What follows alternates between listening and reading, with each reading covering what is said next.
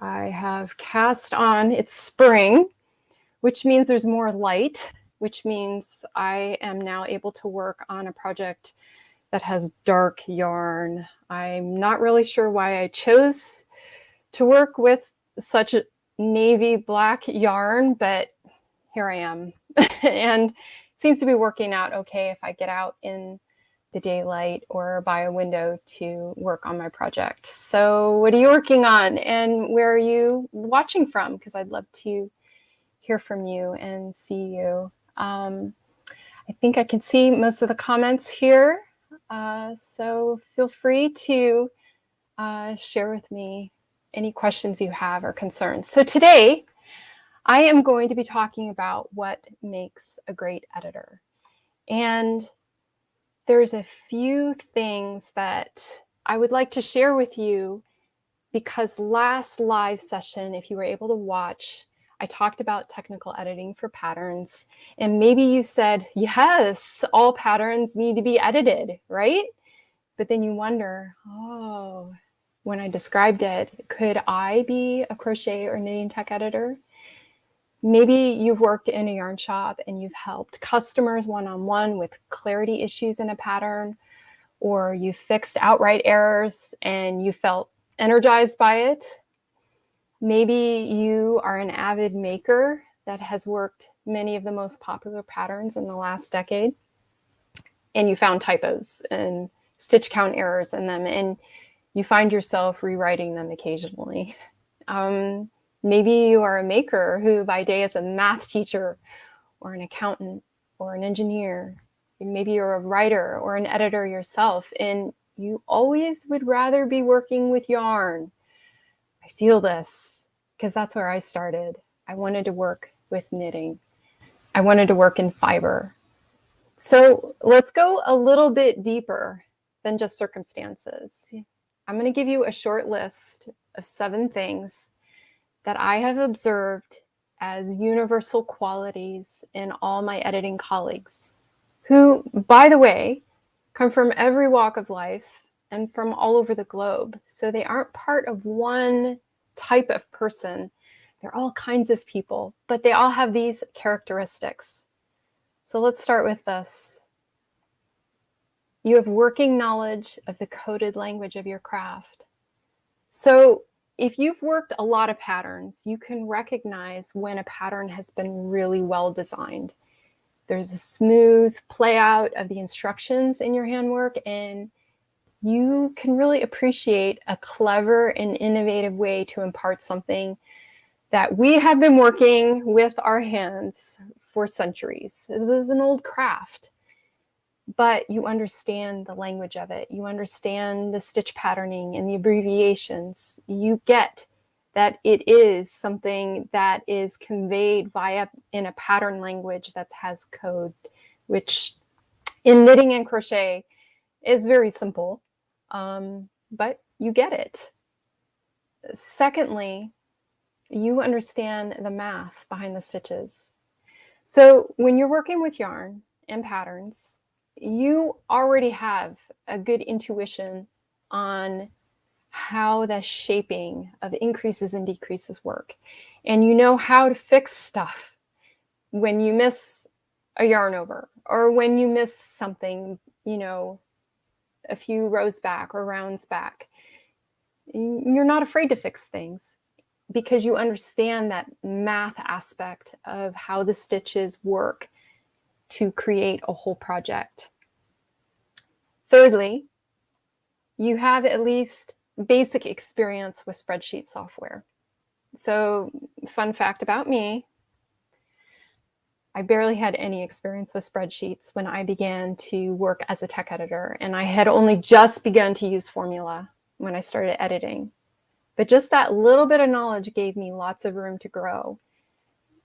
I'm sure many of you that are watching now have more extensive Excel experience than I do. This is an editorial strength because anything in knitting and crochet is math-based, and to do fast calculations, it helps to have a spreadsheet. Can you do it without a spreadsheet? Absolutely. But it will speed up your editing process if you're able to have at least some experience with spreadsheets. Fourth, you notice things other people skim over, those little details. So we editors sometimes in our personal lives have been labeled perfectionists because we notice things other people don't. Casual observations might be seen as a fault or a weakness of when things are not right. Like we'll notice when things are off in our daily life. We notice when paint doesn't match on a wall, when a haircut is uneven in the back, or when a period is used in a sentence instead of a comma. It's a superpower, my friend. This means that you may have the ability to see things others don't, and this is an editing superpower. So another common characteristic of my colleagues is you have excellent communication skills. And this just comes with knowing how to work with words, but also understanding people and having a serving heart. You almost can convey tone in an email, and you know how to ask a question to encourage and to get someone thinking. You're thoughtful and kind, and you're careful with your words. So do any of these so far sound like you? 6, you are willing to learn. No one can adequately prepare any editor for every type of pattern or every type of pattern problem that we're going to encounter. So you know exactly where to go to get the information, and you aren't afraid to dive into a new subject, a new situation that you haven't seen before. You are definitely a learner. And last but not least, you are not stuck in your way of doing things. A common mantra that my colleagues and I always say, it's not my pattern. And this is probably the most important characteristics of all the great editors that I know, is that they take on the designer's viewpoint. They mold themselves into the style and the wording that fits their client best, even to the point of filling in gaps that the designer doesn't see. You are this kind of person, and you save your pet peeves to talk about with me if you want. We can have a conversation about what we don't like in some patterns. I'm happy to do it, but we don't do it to our clients.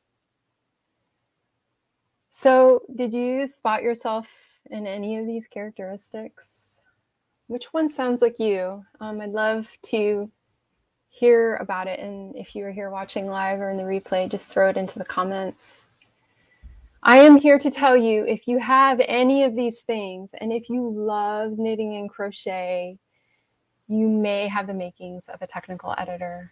So I'm giving you a nod, and I'm saying, come on in. If you are interested in finding out more, you can come to my website, which is thetecheditorhub.com. And I have lots of information on what technical editing for yarn patterns is. And I also have a free Facebook group where you can ask any question that you have. And also, if you are a knitwear or a crochet designer and you're looking for an editor, I have a spot for you on my site, and you can come and ask in the Facebook group too. So for this rest of this time, I'm going to spend just a few more minutes to answer questions that I've gotten from people. Because these questions come up over and over again, I want to make sure that they get answered in a way that can help people who come back to this channel or to this broadcast. So the first thing is, do tech editors usually have a niche area, or do they work on everything? That's such a great question. And if you are a tech editor here and you're watching, you can put into the comments what your area is that you specialize in. There are editors who edit everything. So I have colleagues who edit crochet and who edit knitting and who edit Tunisian crochet. They specialize by being a very broad editor. Other editors find that they work best when they specialize. So maybe they only prefer to work on garments, or maybe they love to work with socks. They become known as the sock editor. Maybe they love working on home home items like blankets and things like pillows. That is their specialty. And the best part about finding an editor who specializes, if you're a designer, is you know that they've seen a lot of patterns in this category. And therefore, they can give you help to know what's more standard with line instructions or errors that are more common in this part of the fiber pattern. Like, say, for instance, garments. If a tech editor specializes in garments, they will know what kind of errors pop up over and over again, and they will know to look for them. So yes, tech editors usually do have a niche area. Sometimes they do work on everything, but you can also look for a tech editor that specializes in what you love to design. So it's a great question. How do you explain, in a nutshell, what a tech editor is to non-knitting people? Well, I asked this in my tech editor community, the tech editor hub that's on Mighty Networks. And the consensus is that it's hard to explain what we do. We can say, well, we're a proofreader for knitting and crochet patterns, but a lot of times people don't even know what a knitting or crochet pattern is. So we could say, well, we edit the words and numbers on a pattern so that when the maker comes to make it, it works out like it's supposed to. But in reality, sometimes it's hard to explain what we do, that we go line by line by line, word by word, number by number to make sure everything in a pattern is correct, clear, consistent, and concise. But again, we usually then get asked, well, do you make things? Do you sell them on Etsy? No, we work everything in our head. We don't even knit or crochet the thing that we're editing. We do a lot of work in our head and a lot of work on spreadsheets. So good luck. If you figure out how to explain what we do to non-knitting or non-crochet people, let me know. I'd love to hear your explanation. The next question I got this week was, how can I get started in the business? Getting started as an editor does require two things. You have to know how to edit, and you can do that by just starting to edit patterns. Or you can take a course. There's a number of different courses. I have two, but there are other people that provide great courses too. But that's only one side of it. Like, you have to know how to edit so you can take care of your clients and serve them. But the other half of it is setting up a business. And that is a whole nother thing. If you are going to be a small business owner, that requires you to do all the things like you would set up any other small business, such as a storefront in your town or another online business. So these are two things, completely different things, and they both have to be addressed. So to get started as an editor, start editing, but also set up a business so that people can find you and hire you. And that takes a little bit more work. And there's a number of different resources online, even just Googling, how do I get started in a service-based business online? Setting up a website, making sure your business is set up correctly in your local jurisdiction, making sure you have the financial things set up to receive payments, making sure you have processes in place for receiving work. These kind of things are important. And getting started, I would say just get started. You can do it. Many of us who started as editors start with super low overhead. It's not a difficult business to start, and it's not a difficult business to run. But generally speaking, we do it all by ourselves. We're solopreneurs. So that's a great question. I hope I answered that. How do you get started? You have to start. It's very straightforward. It's not complex.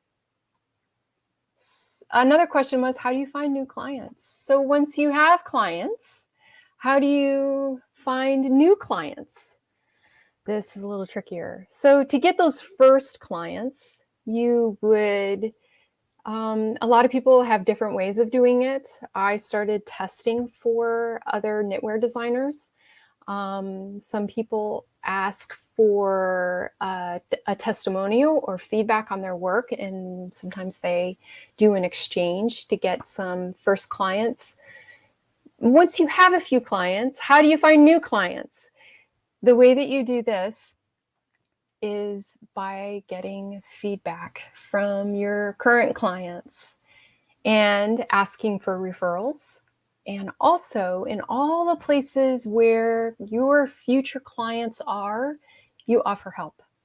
So there are Facebook groups for designers, there's Ravelry groups for designers, there's many other places online where people ask questions. You can be helpful and show that you know the things that you know. And you also can produce information that is helpful to people so that they will want to follow you on social media. You can produce blogs. You can do this kind of thing where you talk about something on YouTube or in a live session where you answer people's questions about your specialty that you edit for. Once people see that you know something, they'll be like, oh, wow, I think I may want to hire them. And then you'll start to get inquiries that way. So that's how you get new clients, is by being helpful in all the places that your future clients are, and also making sure that all your information, wherever you are online, somebody has a way to get a hold of you and to hire you. So it's clear that you are a tech editor, you are taking clients, and how they can contact you to hire you. Make it simple for them.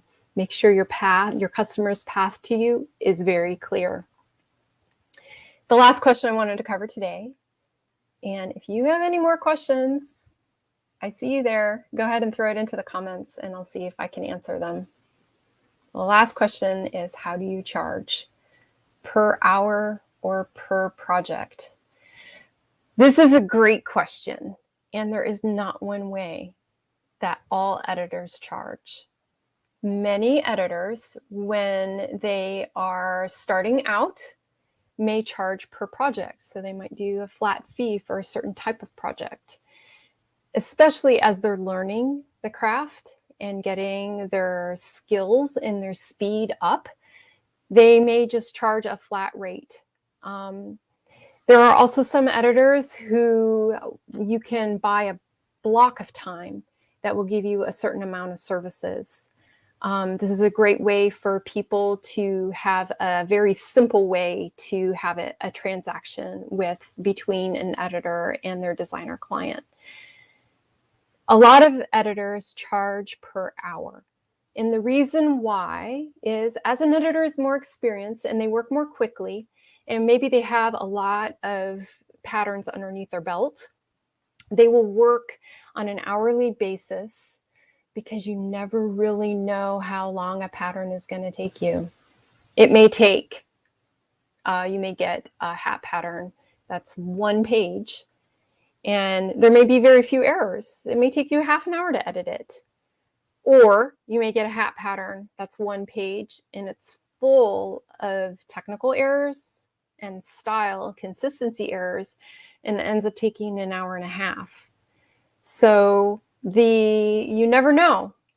You can't always tell when you get a pattern how long something is going to take of your editorial work time. And so this is why a lot of editors charge by the hour, because then that gives them the opportunity to get compensated for their actual work time. And it just depends. If you're a designer and you are contracting with an editor, it should be very clear up front what they are going to do for you, how much they charge, and what is the basis for their fee, whether it is flat fee for a project or whether it's by the hour. And editors, as you're working through a project and you've given your client kind of a base idea, an estimate of how long it's going to take, if you're finding that it's taking longer, make sure you talk to them and let them know. So that's all I have for today. If you guys have any questions, if you're watching this on a replay, feel free to jump into the comments. I will make sure that I answer them. If you have any other questions that this brought up for you, let me know. And again, if when you're hearing me talk about all this, you're like, oh, I think I would love to be a tech editor. I would love to learn how to edit knitting and crochet patterns. Head on over to my site, which is the Tech Editor Hub, and find out more and see if this kind of work you and your lifestyle and your goals for working with yarn instead of in what you're doing. So thanks for being here. Thanks for watching, and I'll see you guys soon.